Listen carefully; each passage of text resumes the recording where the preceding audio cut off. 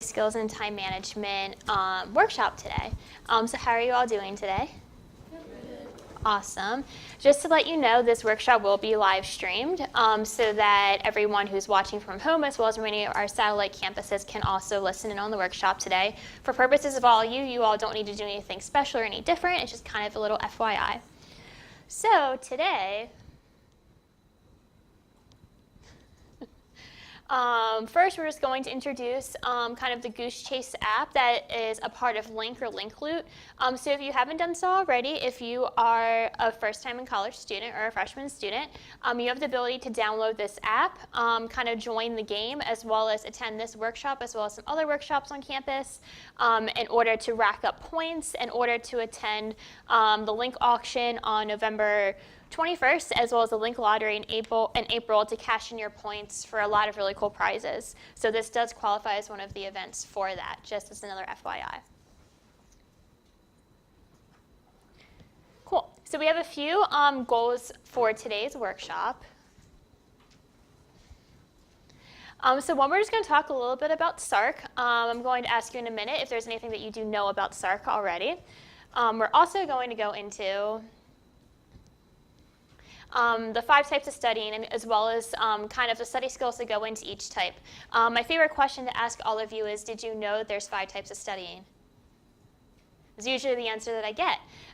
So we're going to go into that a little bit more. We're also going to go into time management. We usually find that that's kind of the study skill that most students tend to struggle with, especially if they're first-time in college students or if they're transfer students, or even if they've been here for a while. It's always good to continue to improve on that. And then we'll have some questions and answers at the end. Sound good? Awesome. So first, these are kind of the 6 different aspects of SARC, or the Student Academic Resource Center. Who here has heard of the Student Academic Resource Center before? Who here has used any of our services before? Okay, so we have a little mixture of hands. Cool. So in case you all didn't know, we do offer tutoring and supplemental instruction, are 2 of our larger programs. So these are, tutoring, it occurs in 3 different locations on campus. One's in our SARC lab, which is in the first floor of Howard Phillips Hall. It's kind of our main hub. We also have locations in CECS for engineering classes, as well as VARC in the Veteran Academic Resource Center. You don't have to be a veteran to attend the sessions that happen in VARC. That's just one of the locations that we happen to have them in. So tutoring happens, as well as SI, typically for a lot of STEM-related classes. Tutoring could be kind of drop-in sessions, small group tutoring. SI happens 4 times a week and is more professor-specific, and they can happen in locations across campus. We also have academic workshops like the one that you're attending today. We have a lot of other workshops throughout the semester on topics such as test anxiety, preparing for finals in particular. So we do these about every 3 weeks or so throughout the semester. We also have ACE, which is academic coaching and engagement, which is kind of sitting down with a peer mentor to have periodic check-ins on study skills, time management, things of that nature, to have kind of that accountability purpose to that. We also have online academic support, so I'm going to talk about the SARC website a lot today. There's a lot of resources available to you on the website that you may or may not know are there, because sometimes they're a little hidden, but I'll tell you how to find that a little bit later. And then finally, we have learning skills consultations, which are one-on-one appointments with someone like me, and I'm a graduate assistant over at SARC, to kind of talk about study skills, time management, test anxiety, kind of those types of topics on an individual basis to develop techniques that are going to help you specifically. Does anyone have any questions about SARC and about the different resources that we have to offer?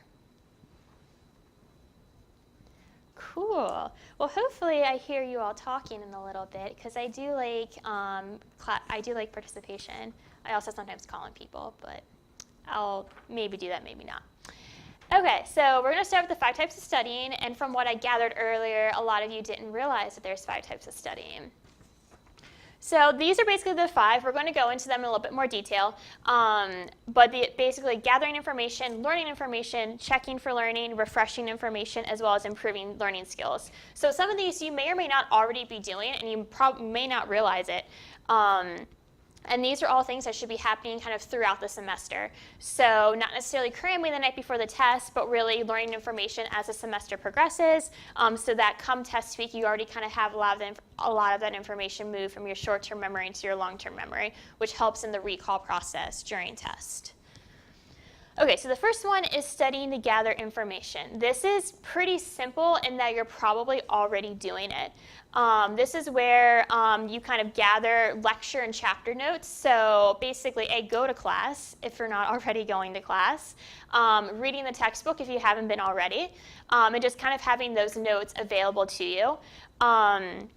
Organizing them in whatever way suits you best. So if that's flashcards, note cards, Cornell notes, outlines, just kind of having all the information available to you in an easy to read, easy to understand format, whatever that is for you. And then also making sure that you have all the information that you need. So if you need to compare notes to other classmates, maybe you missed a lecture and you want to make sure you got all the notes from that missed class. If you have any initial questions on information, asking the professor for confirmation, maybe starting to go to tutoring and SI for those applicable classes. It's basically making sure that you've gathered all the information. And that's basically the first type of studying, whether or not you realize you're already kind of doing that type. Does anyone have any questions on that first type of studying? Cool. Okay, so the second type of studying is studying to learn information. So this is where, now that you have all the information, you're really starting to learn it, you're really starting to digest it. And this is basically when it comes down to reciting information, memorizing versus understanding, as well as study groups. So basically, it's really hard to remember information if you just read it once, right? Cool, I see some head nods, great. And so a lot of what this is, and like I said before, and I'm honestly going to say it again to kind of do the whole repetition thing, is that you really need to move information from your short-term memory to your long-term memory, and that's what does help in the recall process. So repeating information consistently, whether that's handwriting out notes frequently, even talking it out loud, whether it's to yourself or to a friend, just kind of reciting information multiple times, that just helps move that information from your short-term to your long-term memory. It helps in memorization too if there's any facts that you really need to just straight memorize, but continuing to do that process will also help with understanding the information, because the more times you repeat the information, the more times you might be able to pick up on some of those little things that maybe you didn't pick up the first time you read it or the first time you kind of recited it to yourself. And oftentimes on tests, quizzes, and such, you might not necessarily have to recall kind of the basic information. You have to really understand it, or maybe kind of write a description of it beyond just straight information. And being introduced to it multiple times really helps with that. Study groups are also very great for this, and I think that comes up a few more times throughout the slide, is that you learn information, you've seen information your own way, but someone else probably seen it a different way, and kind of seeing how everyone's learned the information, how they've studied, maybe the mnemonic devices they came up with, things of that nature, kind of seeing what everyone else has been doing is always very helpful for you. Also, a part of this type is kind of physically sorting information into kind of learned piles and not yet learned piles. So there might be some information that you've already learned. Maybe you already read the textbook that one time and there's just kind of the basics that you just already get, and that's great. And so with that, maybe not spending that much time on the basics makes sense, because you want to make sure you learn the information that's a bit more harder, might take you more time. And so now if you do the physical sorting of that information, I personally like using flashcards a lot, because you can physically sort the flashcards that you know into one pile, as well as the flashcards of concepts and terms that you don't know into a different pile. And then you can physically see, okay, this is the pile I need to focus on, and then therefore focusing on that pile throughout the rest of the types of studying. And as well as don't procrastinate. So obviously a lot of this does take time, especially if you are going the flashcard route. It does typically take a lot of time to actually create those flashcards or just rewrite notes, explaining concepts to a friend. All of that does take time. So make sure that you're not procrastinating with that. So kind of at the beginning of the semester, or at this point now that we're kind of in the midpoint of the semester, kind of creating kind of a study blueprint or just a goal kind of written out in your planner. We also had the back planning method, which I'll talk about later in the time management section, which you all picked up as you walked in, as well as will be on the screen for everyone who's live streaming in today, as a way that you can kind of lay out your study plan for the rest of the semester. With that, we do suggest a minimum of 2 hours study time outside of class for every 1 credit hour that you're enrolled in. So if you're in a 3 credit hour class, that typically equates to 6 hours of studying outside of class every week. A lot of times that 2 becomes 3 for a lot of STEM related classes, because that just typically has a lot more, that just typically ends up requiring more time. So that's just kind of something to keep in mind. Any questions so far? Very quiet group today. Are we kind of like in that after lunch slump? Cool, feel you. Okay, so studying for check for learning. Okay, so kind of you spent a lot of time learning information. Typically the learning information type ends up taking the bulk of the time, because that's where you're really trying to actually understand the information. Checking for learning is where you've spent all that time learning information. You want to see, okay, did I actually learn it? And this is where self-testing is great. So if you have access to perhaps previous tests that you can kind of see how you would score on them, access them. It's also a good way to be introduced to the test format in case to see if there's multiple choice, short answer, essays, kind of figure out the format of the test. Even special flashcards are also really great for this, because you can have the term on one side, ask yourself, okay, what is this term? And then you can very easily check yourself when you flip it over to the other side. This is really the self-testing, no matter what format you do it, really is the best way to check for learning. It's also great to learn information, because you just have the ability to check in with yourself multiple times.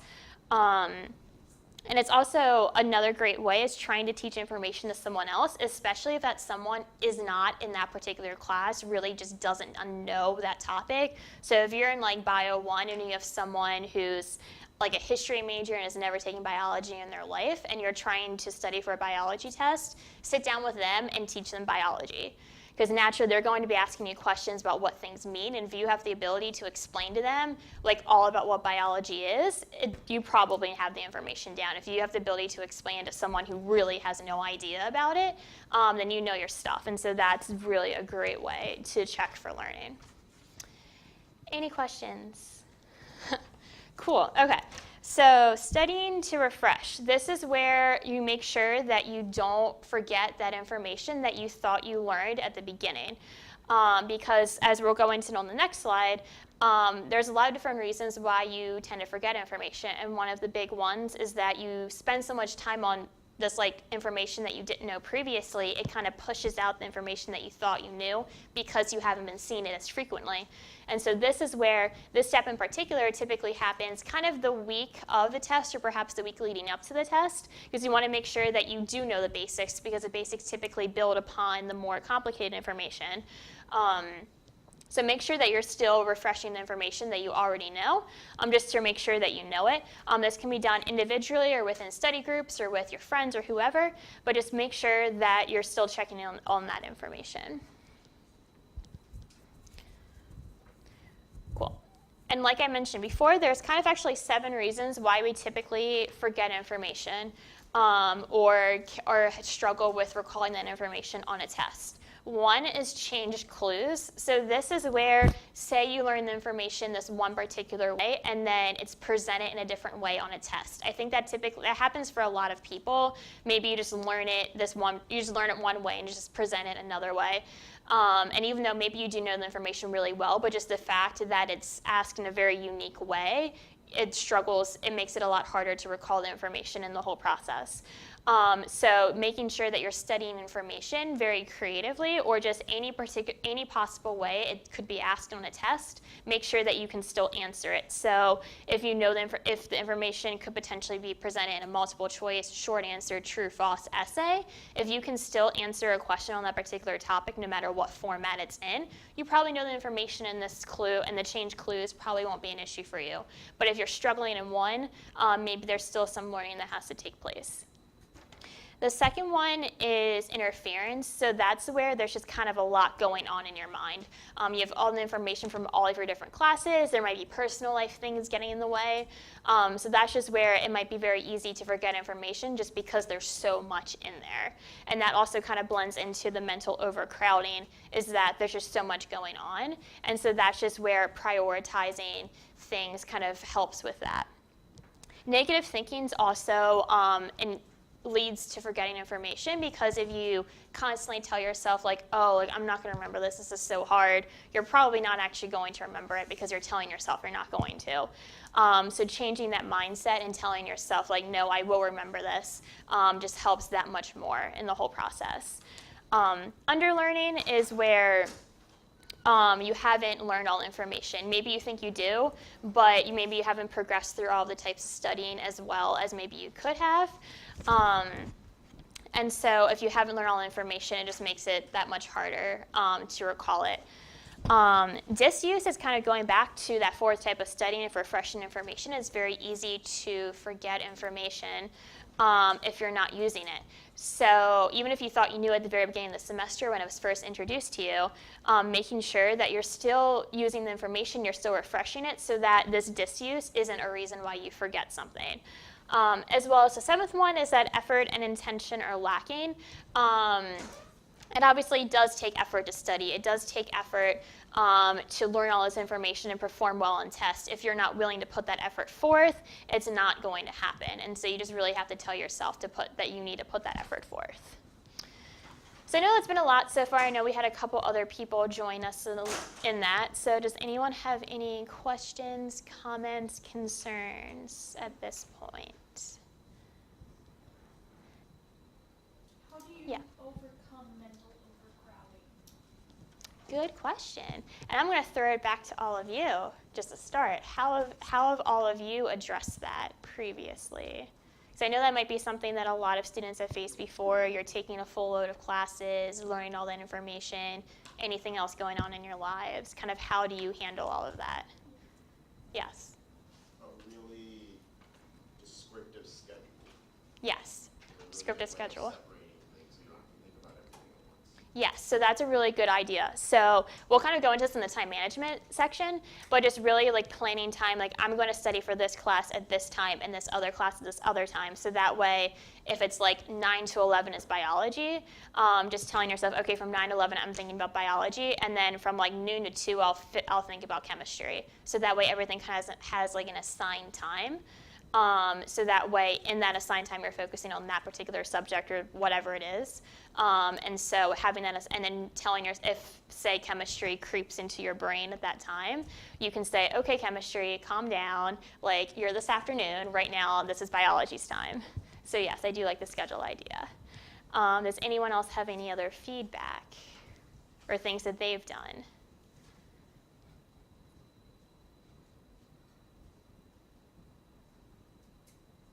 Have you all faced this before?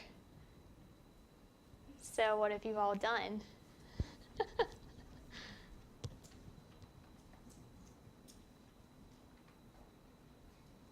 A lot of crickets in the room. Yeah. You become your mental becomes overcrowded. Mhm. You just can't. Your strategies work or don't work.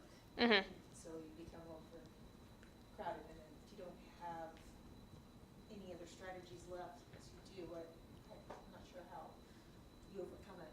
Okay, yeah. So like you've already used a lot of your strategies, and what happens at kind of like that dead end? Yeah. Okay, yeah. I saw your hand. Oh, yeah, instead of doing like the schedule Mhm. where I block off time, I'll take like a pad. Okay, yeah. And write everything down that I have to do, Mhm. so I know exactly what needs to get done. Mhm. But if I'm frustrated with one part, I'll just stop it and go to something else, Mhm. and then just come back when Definitely, yeah. Definitely. So writing down everything that you have to do, and then kind of going back to things as they creep up. Is that kind of cool? I know one thing that I've done personally, I've done the scheduling thing where, let's say in the 9 to 11 is biology, 12 to 2 is chemistry, and very naturally, I'm going to be sitting down studying bio, and chemistry is just going to creep in, for just one example. What I do, it's kind of what I said earlier, of like, okay, chemistry, calm down. But what I do is I actually take that piece of paper and I write down like chemistry or like whatever it is that's creeped into my mind, whether it's academic related or not. And I kind of call that like my worry sheet. And so that way, I'm writing down what it is that has come up in my mind, but I'm also telling myself, like, okay, I'm acknowledging the fact that this thought or this like distractions come up. I'm going to do something about it later because I've written it down, but right now the focus is biology. And so let's say, okay, so I study for biology for the next hour, and then I have this worry sheet in front of me. So maybe even just personal life things come up. So maybe I'm like, oh my God, I need to call my mom. I forgot to do that earlier today, but I wrote that down on my sheet. I'll remember once I'm done studying, like, oh yeah, like that came up because I have that sheet written down, like I need to call my mom, and now that I'm studying, I can call her. The key with that worry sheet, though, is actually doing something about whatever it is that you wrote down. So if you have that sheet where you're writing down things that potentially come up that distract you, it doesn't really do you too good if you don't actually address those distractions later on. And that's where that mental overcrowding can continue because you never actually dealt with the things that kind of overcrowded your mind to begin with. So it's kind of acknowledging that, yes, like things are getting overcrowded, a lot of things are going on, staying focused on whatever you are prioritizing in the moment, but still addressing the things that have come up. Does that kind of answer your question a lot of different ways, possibly? Awesome, thank you. Any other questions on perhaps this slide or basically any of the information presented earlier? Cool. Well, we can move on to the next slide. Okay, so studying to improve learning. So this one is kind of, you might not even count it as a type of studying because at this point, you've just taken the test and hopefully you've done well, or maybe not, but you'll find out. So basically, you've gotten the test grade back, and let's say you did well on like part of it, and then another part you just didn't. And so this is where you take that grade, you take whatever other feedback the professor possibly gave you, and figure out, okay, what types of questions did I get mostly right? What did I get incorrect? So sometimes that could go down to topics. Maybe you knew one topic really well, and that showed, and maybe another topic just didn't work out for you, and just kind of figure out where you fell on that. Sometimes this also comes into maybe you got the information from lecture down, but the information that was only presented in the textbook, something happened there.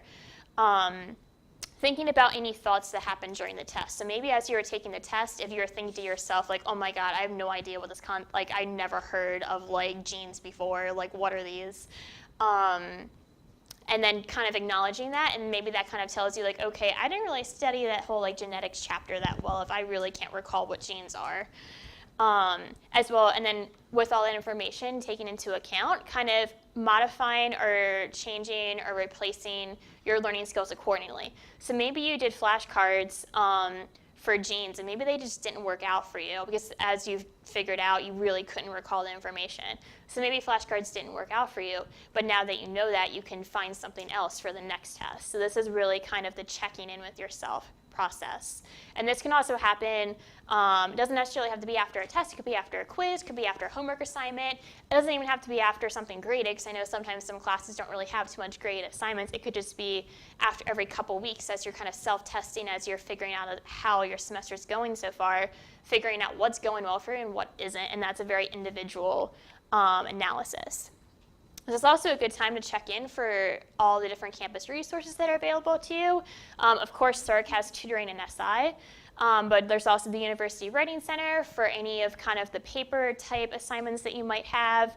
SARC has a lot of online tools. Khan Academy has a lot of videos to kind of explain concepts if that's something that you still need. Checking in with your professor, the TA, or even just a student that's also in the class that you know is doing really well, kind of seeing what do they do in order to succeed, and maybe see if some of those work for you too. I mentioned SARC Online earlier. If any of you have seen the SARC website before, there's a tab on the homepage that says SARC Online. If you just click that, there's a Learning Skills tab under there, and there's literally hundreds of handouts, templates, videos on things like time management, study skills, and note-taking. The back planning method that you all picked up when you walked in, or that you can grab if you didn't already pick it up, is directly pulled from that website. So there's a lot of different things that are available to you that are a little hidden on the website, but once you find it, there's a lot available to you. There's also course-specific information, more videos, more worksheets, things of that nature, also available under that tab if you wanted to explore that a little bit more as well. So basically, it's using, for this type of studying, using your resources as applicable as you need them, and also just kind of checking in with yourself. Being honest with yourself is also very key within this type. So those are the 5 types of studying, believe it or not. What are your thoughts now that we've kind of gone through them?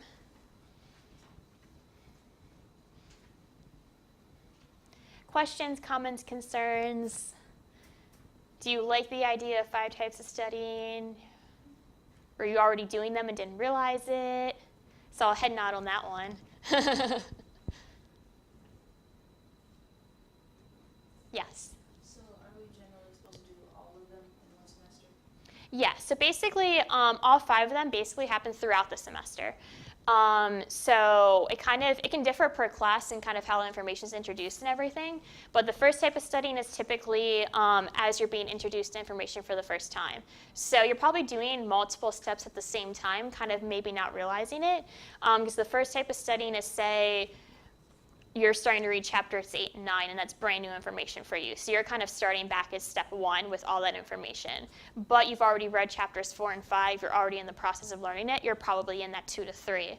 And let's say the test is on chapters 4 through 7, or 4 through 9, I should say, or whatever numbers I said earlier. So once the test approaches, you're going to be moving into that step 4 where you're trying to refresh information, trying to make sure you learn everything that you thought you knew at the beginning. And then 5 is kind of the after the test, or kind of the self-analysis that you might do throughout the semester. So yeah, basically everything happens kind of throughout the semester as you're continuing to be introduced to information, continuing to learn information. Does that answer your question? Awesome, thank you. Any other questions? Yes, Camilla? Another way of thinking of the 5th one Mhm. is if you have like Chem 1 and then you're going into Chem 2 at the Very end of the true, semester, yeah. reviewing what you learned in the first class really helps you like when you're starting the second one. Right, yeah, or even just any classes that happen to build off of each other, because that always happens. That'd be that intro class, that information presented still shows up in all of your higher level classes. So if you did really well in the class in general, kind of figuring out, okay, I did these things really well this entire semester, I'm going to keep this up in the future semesters. Or maybe Chem 1A really just didn't go well for you at all, but you still need to take Chem 1B. Maybe you didn't go to tutoring, maybe you didn't go to SI, maybe you just didn't put the time in to go through all five types of studying regularly. Now that you know that, you can go into your next semester with all that more information to improve upon. So yes, thank you for that, Camilo. Cool. Any other questions, comments, concerns?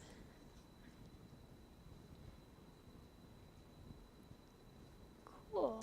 Well, thank you for your feedback so far. Now I have a question for you. True or false, the average amount of time needed to effectively study for any exam, including final exams, is about 2.5 hours. It's a bit of a trick question.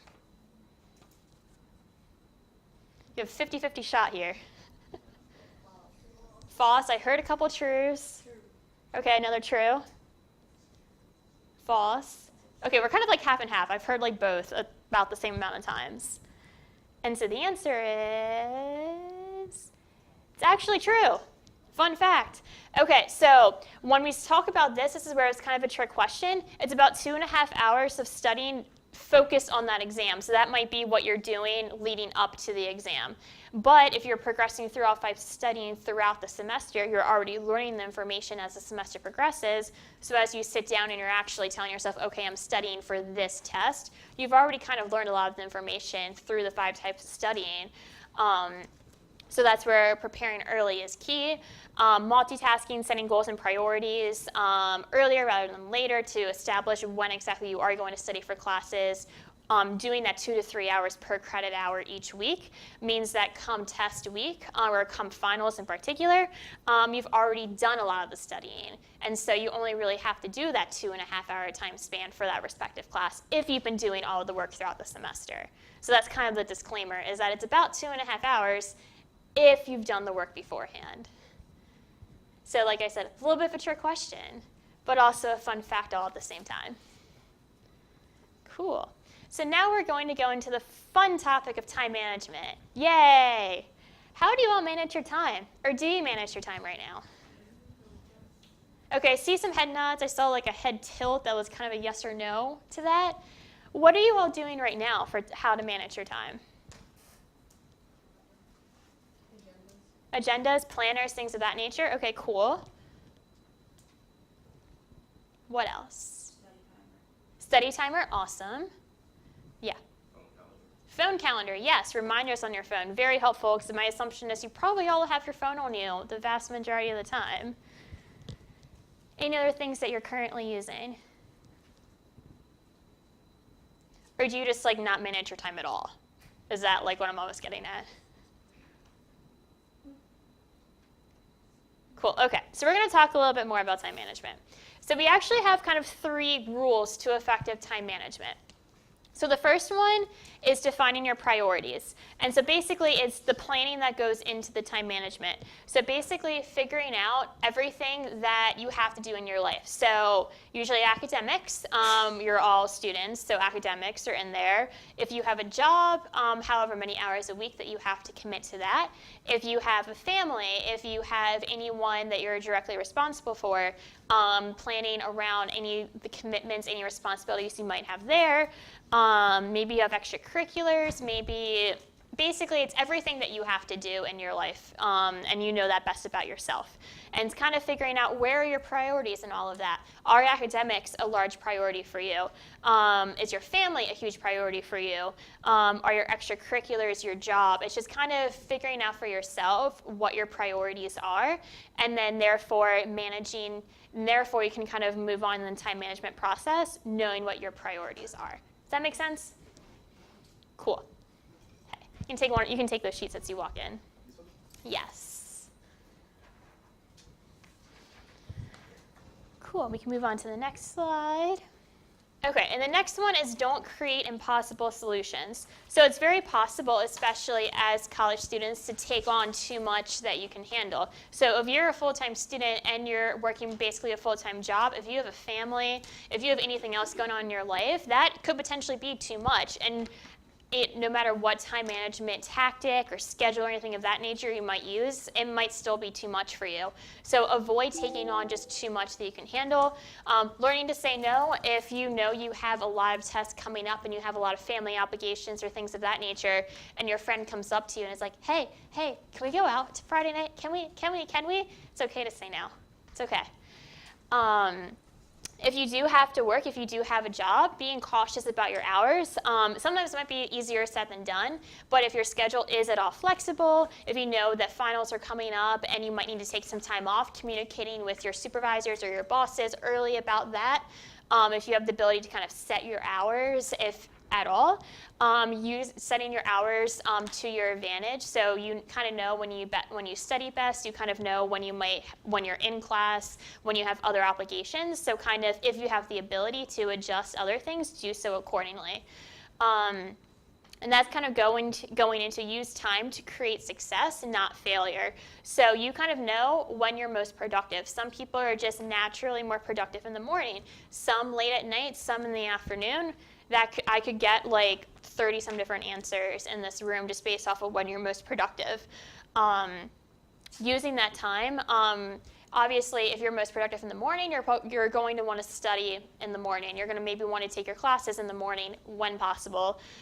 So kind of using your priorities as well as your own personal self to your advantage. As well as being realistic about school. Like I mentioned earlier in the presentation, we do suggest between 2 to 3 hours per credit hour of studying outside of class each week. And that is a lot, especially if you are a full-time student taking between 12 to 15 credit hours. I really can't do math, but if you do that whole multiplication thing, that's a very large number. And if you are working a job, if you do have a family, if you have anything else going on in your life, that's a lot. And you really have to be realistic with yourself about when are you sleeping, because sleeping is good. Sleeping should be something that everyone in this room does, and I know people are going to tell me they don't do that, but do it. Eating is also important, whether it's 3 meals a day or snacking throughout the day or whatever your thing is. You do need food, so basics like that. Be also realistic about, one thing people tend to forget is the commute time to and from everything. We all know Orlando, we all know traffic is bad, we all know parking on campus can be fun at times. So being realistic about, okay, like maybe it only kind of figuring out, okay, like I live pretty close to campus, I can get there really fast if I have to. But if you're trying to go to campus right now, good luck finding a parking spot next to the building you're trying to get to in 5 minutes.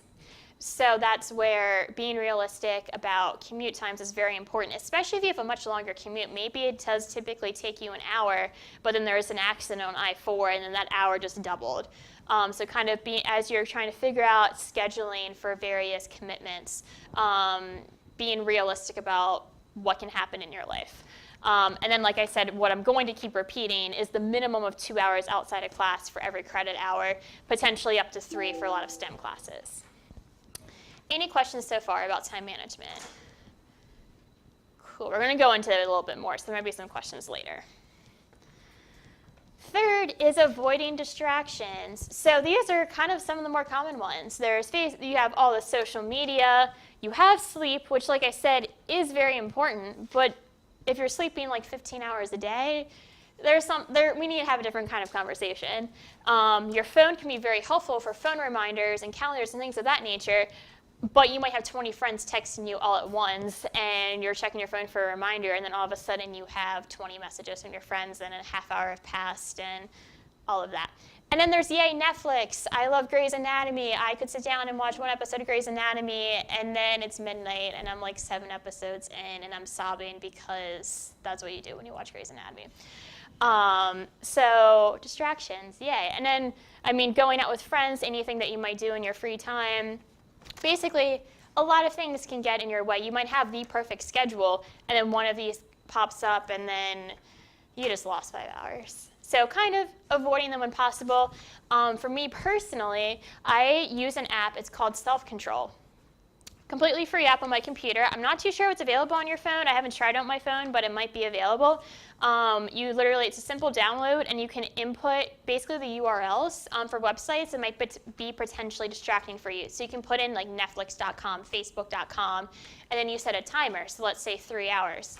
And then you set it, like you hit go or whatever the button is, and then it will not let you go on to Netflix or Facebook for the next 3 hours. And there's basically no way to undo it unless you have a very intense computer science background that I don't have.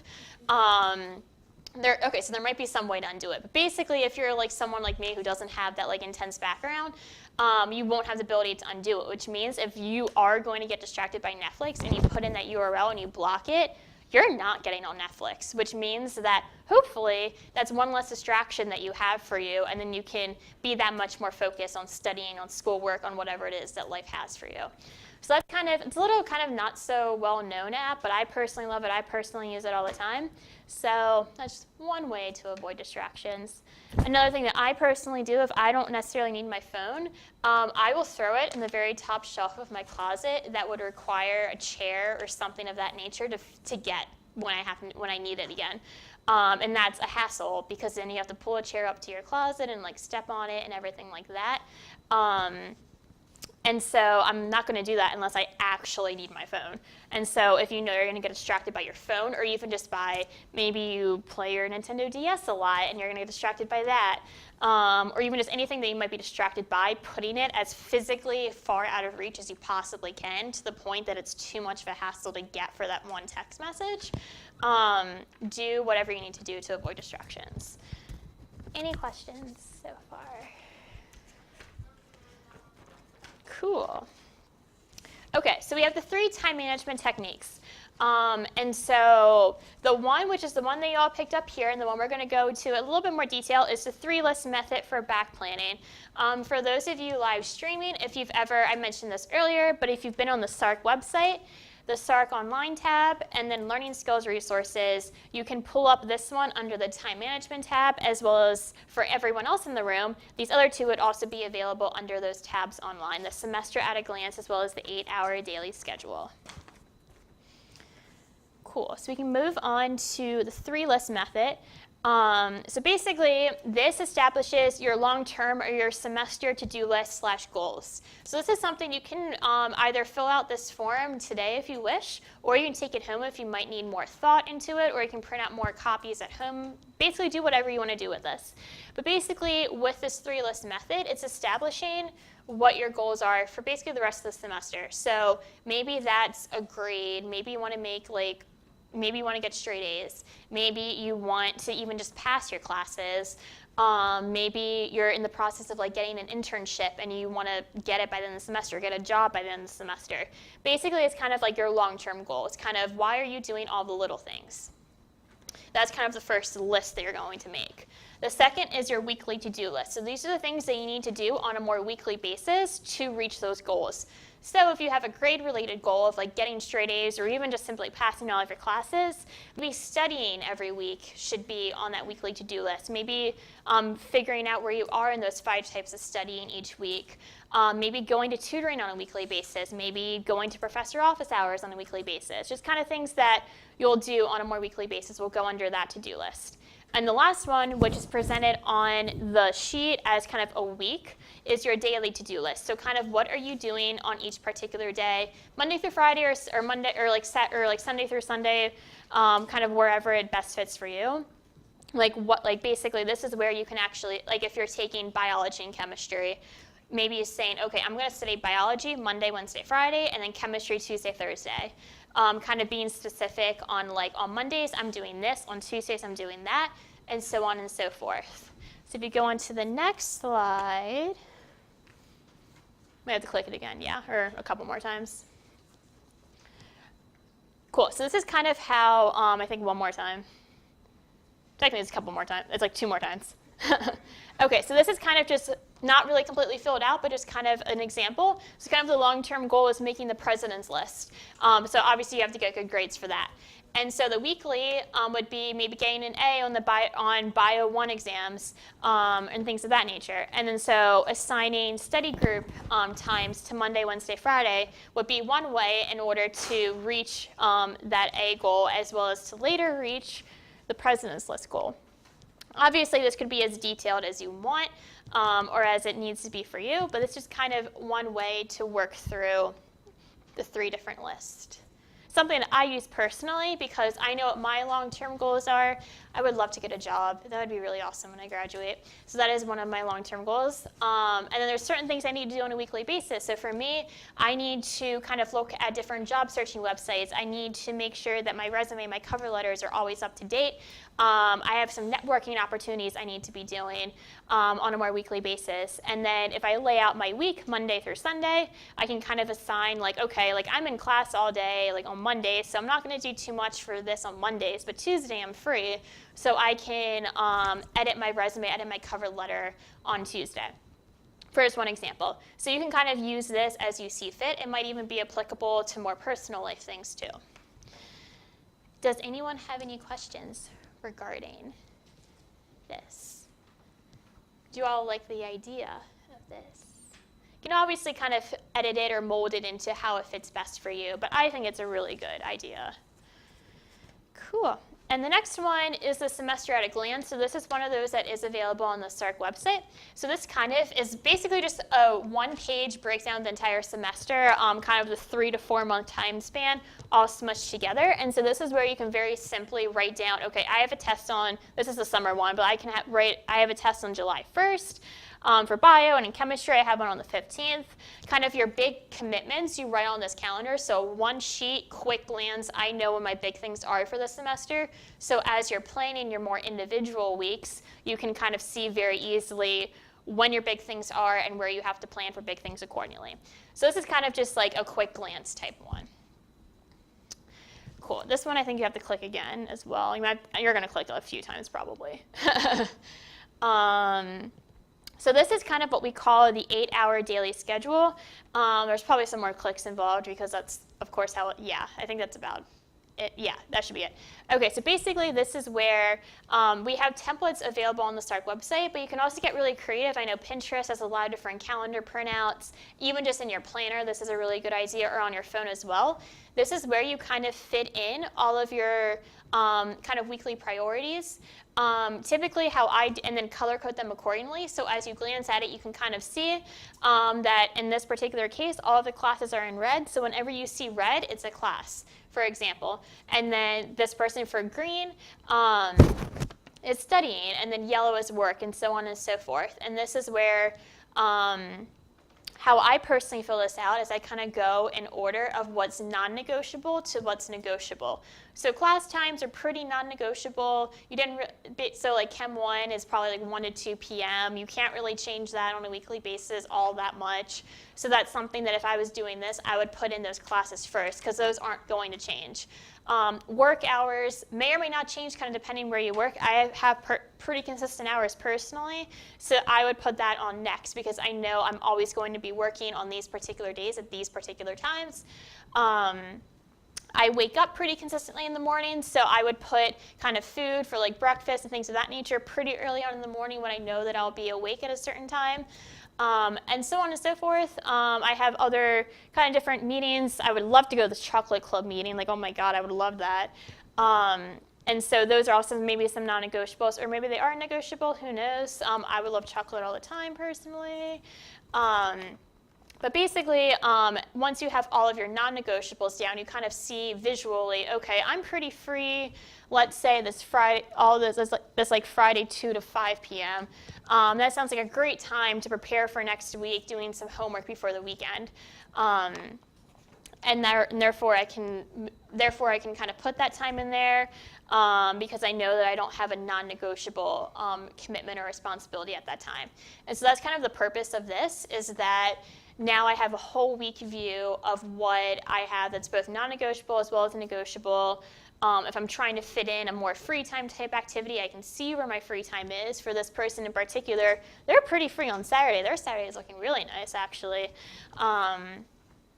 That's really great if you do need to study some more. You know where you can fit in that time, or you can also fit in more like social life, things like of that nature. So yeah, so like I said earlier, the templates for this are available on the SARC website, but you can also be as creative as you want with something like this. Does anyone have any questions on that? Cool. Okay, so basically what does successful time management involve? So it's kind of knowing what your goals are. And so that 3-list back planning method is really good for that, especially if that's something that you're struggling with. Maybe you don't really know what your goals are, and that makes it very easy, or very hard, I should say, to figure out what your priorities are, and therefore how to even figure out how much time you should be spending on classes, on studying, on whatever it is that you have to do. Anticipating future needs and changes is huge. I personally say all the time that life happens. So maybe everything's going great for you, and then Hurricane Irma comes on through, because we all experienced that this semester. She kind of threw a wrench into a lot of things. So maybe you had a very great start of the semester, and then you just had like 10 days off, and now you're still in the middle trying to get at the swing of things.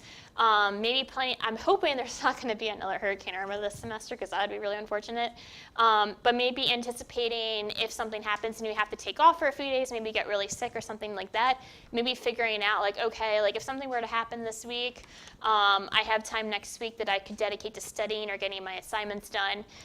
Basically having a game, or like a plan B, I should say, in case anything like that comes up. Committing yourself to being on time and being timely for things. Obviously, this could be flexible depending on like the life happens statement. But basically, if you're committing yourself to doing things at a certain time, do them at that certain time, because that's respectful to other people that might be involved, of course, but that's also being respectful to yourself. As well as carrying out the plan that you make. So if you tell yourself, okay, I'm going to study Monday, Wednesday through Friday, actually study like Monday, Wednesday, Friday, because that is respecting yourself, but that's also making you that much more better student. It's going to make you actually potentially reach the goals that you're setting for yourself. The plan might look great on paper, but you still have to do it. That's kind of the key to all of this. And that's kind of going into the last step, recognizing that you are in control. Like, you do have the ability to change. You do have resources available to you to help you with that process. Step 1, you're attending this workshop, so hopefully you're getting something out of this that you can use in the future. And you have the ability to continue seeking out resources that could potentially help you, which goes great onto the next slide. Developing a UCF support team. So basically, these are just some ideas for other campus resources or just people that could potentially support you. Professors, academic advisors, they know what's in your best interest academically. Office of Student Financial Assistance is great if that's a worry that you might potentially have. Career services is something that's great if you're in that internship job searching opportunity. Counseling Center CAPS is really great. If you have that more personal life type things that might be getting in the way of your success that you still need to work through. SARC, I mean, obviously SARC is amazing. You all love SARC. Fellow Knights, so fellow students, so especially those successful students, if you're trying to see what they do well so that you can mimic them, as well as the UCF website. A lot of different resources on campus have so much available on their websites. They're totally free to you, totally easy to access. It's just a matter of you actually getting on their websites to access them. And then just to kind of on a closing note, the bad news is time flies, but the good news is you're the pilot of it. And yeah, so does anyone have any questions, comments, concerns?